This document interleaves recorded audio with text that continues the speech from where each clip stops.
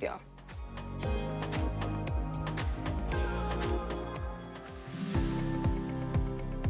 Këshilli Lokal i Qendrës disa muaj më parë ka marrë iniciativën për të adresuar te Komuna e Prishtinës gjendjen e rënduar të tunelit në rrugën Recep Luci.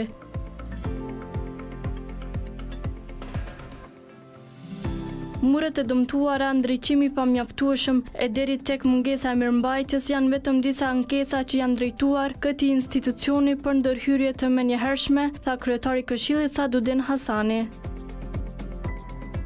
Ne si komunitet Këshilli Lokal Qendra kemi bërë kërkesë në komunën e Prishtinës për molerimin dhe ndriçimin e këtyre tuneleve. Lagja jonë këtu në zonën Qendra i ka 10 tunele të tilla.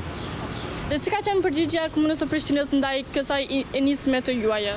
Po ata janë të shqyrtu këtë mundësi edhe kanë thonë që pritet që në të ardhmen me pranu kjo si kërkesë jonë dhe më bë punimet.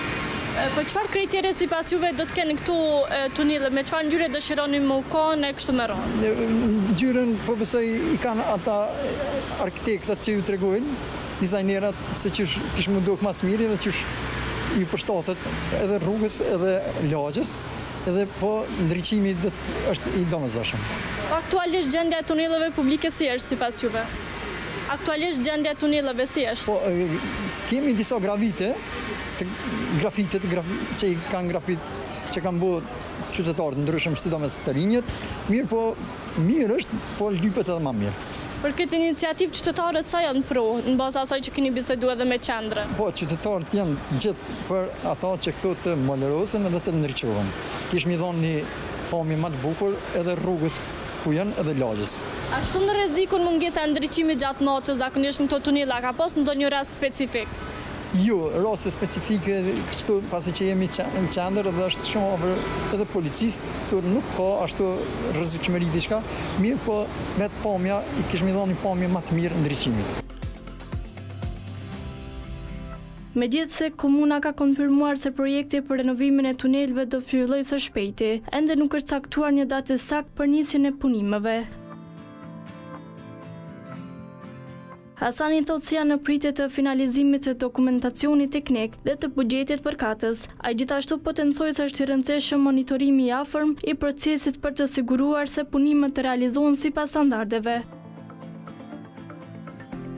Në zonën Qendra ka shumë të tilla, mirë po vetëm kjo lagje, të dy rrugë, do të thotë rruga Nurie Zeka dhe rruga Simon Shiroka, kjo pjesë, kjo lagje ka 10 tunele. Nëse bëhet renovimi tyre sa do e ndihmojë edhe qarkullimin e qytetarëve gjatë natës?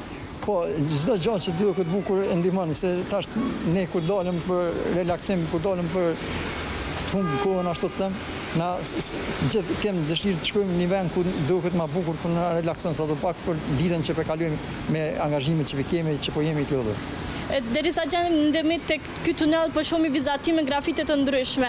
A janë këtu jashtë ligjore apo janë me leje? Gjitha ka grafite që janë me leje, mbrana lagjes, po me leje janë vetëm 2 grafite, këtu gjitha tjerat janë jashtë ligjore, jashtë leje. Po në përgjithësi si po shkon në raporti juaj se Këshilli Lokal në Qendër me komunën e Prishtinës për krejt ankesa dhe shqetësimet që i kanë banorët? Na si këshill bëjmë ankesat në kërkesat të vazhdueshme, çdo kërkesë që na refuzohet, pastaj e bëjmë ankesën. Deri më tani disa prej punëve shumica janë përfunduar, që i kem adresuar, mirë po ka të tilla që edhe pritet më u dhënë zgjidhje. Ndërkohë, sipas komunës së Prishtinës, renovimi i tuneleve pritet të përfshijë përmirësimin e ndriçimit, instalimin e kamerave të sigurisë, ndërrimin e pllakave të dëmtuara, si dhe realizimin e një dizajni të ri urban që përfshin elemente artistike dhe orientuese për qytetarët.